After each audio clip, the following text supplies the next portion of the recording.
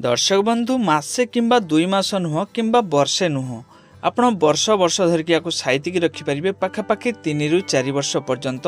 तो आसतु आज आम तैयारी करवा आंबर खट्टा मिठा राग जेली आचार। तापाई कि आम किले आंब नहींचु। आंबर टाकुआ है यही आंबर जब जेली आचार बनवा ताले भल होता है। तो ये पानी रे आम आंब गुड़िक भल भाव धोई नवा। आंबर टाकुआ हवा पूर्वर जेली आचार बनइले भल हो न था। यही आचार बनइले आपण मानकु खरार दबार टेंशन भी रहिबनी। बिना तेल रे आमे आचार टिकु बनइबा। तो आसंतु एई वीडियो रे आमे समस्त जिंस जानिबा। टिकी निकी करके एथिरे मु आपण मानकु सब जिंस कहबी। वीडियोटी भल लागिले लाइक शेयर एवं सब्सक्राइब करिया पई आदौ भूलिबेनी। एगुड़िक धोई सारा पर गोटे परिष्कार कपड़ा रखी पोछि नापी हम।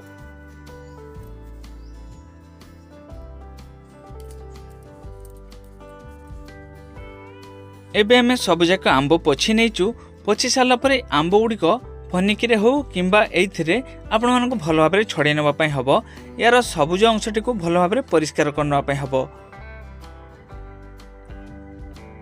एबे आंब गुड़िक गोटे अदा करा रखी करनापी हम। आपण चाहिए टाकुआ गुड़िक बाद देकी ग्राइंडिंग मध्य करि परिबे। टाकुआरू आंब गुड़िक बाहर कर सारा पर ग्राइंडिंग रे जदि आमे एटा को भल भाव ग्राइंड करनबु ताहले खूब सुंदर हबो। एमती भाव सब जाक आंब को करनापी हम नहले ग्राइंडिंग करने हम। जिते प्लेन हम सेते भल। एबे आचार पाई किछि मसला तैयारी करने हम।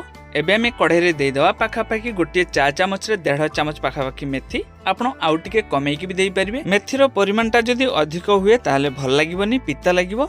आउ गोटे चामच आमे एथिरे देदेवा कंचा जीरा, ता सहित 4 ରୁ 5टी सुखिला लंका एवं 1 ରୁ 2टा अळेझर दाना देके एटाको भाजिया पई हबो। भाजु भाजु टिके जेमती लाल कलर हे आसीबो एटाको बाहर करनवा पई हबो। जेतेबेले एटा पूरा ठंडा हो जिवो एटाको ग्राइंडिंग करनवा पई हबो। आपण ग्राइंडिंग करि परिबे नले छेचिकी मध्ये याको गुंडो करि परिबे। एबे कढ़ाई रे देदेवा अल्प टिके पानी पाखापाखि आमको गोटे ताटिया दवा पई हबो। एइथिरे आमे मिसेइबा चीनीर परिमाण आमे रखिछु पाखापाखि 800 ग्राम। आमे किले आंब पई के 800 ग्राम चीनी नेइछु। जदि आंब मिठा होइता अधिक खट्टा न होइता ताहले आपण चीनीर परिमाण कम बेसी करि परिबे। चीनी टिकिए मेल्ट होला परे एइथिरे आमे करा हैथिबा आंब को देई दबा। आंब देई साला परे एइथिरे आमे पाखापाखि गोटे चामच लूण देई दबा। लूण अल्प टिके देले खाया पई के भल लागिथाय। तेणु मिठा आचार टिके लूण देबे। जदि आपण दवाई न चाहिए ताहले न देले भी किसी असुविधा नहीं। किंतु टिके मिठा आचार लूण देले स्वाद आउ टिके भल लागे। पाखापाखि याको 15 ରୁ 20 मिनिट मीडियम आंचरे कि एमती सिझेया पई हबो। सिझु सिझु एटा उतरिया पई के आरंभ हबो। जेते उतरिबो सेते हमको एटा को घांटिया पई हबो। नहले किंतु तळे बसी जिवो। जेते एटा गाढ़ होई जिवो, गाढ़ होई गेले तळे बसी जिवार संभावना रहिबो। तेणु गैस रो आंचटी को आपण टिके कमेइबे। जेते एटा गाढ़ होई आसीबो गैस रो आंचटी को टिके कमेइबे। कमेइ के सब समय घांटिया पई हबो। एबे आमे भाजी रखिथिबा मेथी, जीरा एवं सुखिला लंकार गुंड प्रस्तुत कर नैचु। आपण माने भाबुथबे एटा सबुज कलर देखा जाउची आचार भल हबनी। एबे सिना एटा सबुज कलर देखा जाउची किंतु जेतेबेले आमे इथिरे मसला देकी एटा को पूरा तैयारी करनबा सेतेबेले एटा खूब सुंदर कलर देखा जिवो। जेतेबेले एटा गाढ़ होई जिवो एटा हाथ को टिके छिटकिबार संभावना थाए।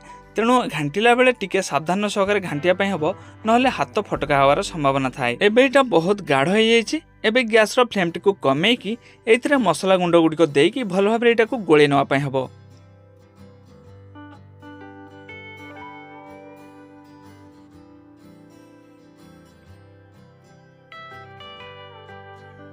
भल भाव जितेबाला यहाँ मिसी जीव से गैस टी को बंद करदेवाई हम और ठंडा हाँपाई कि किसी समय छाड़देवाई हम। देखो केते सुंदर यहाँ गाढ़ हो जाइए। पूरा ठंडा हेले आहरी गाढ़ हो। तेणु यहाँ को बेसी समय आम फुटेबानी। फुटेले यहाँ पूरा शक्त हो। तेणु बेसी शक्त आमर दरकार नहीं। आमको पूरा जेली भाया आचार दरकार। तेणु यहाँ को आम अधिक समय फुटेबानी। एबे यहाँ को बाहर करनापी हम।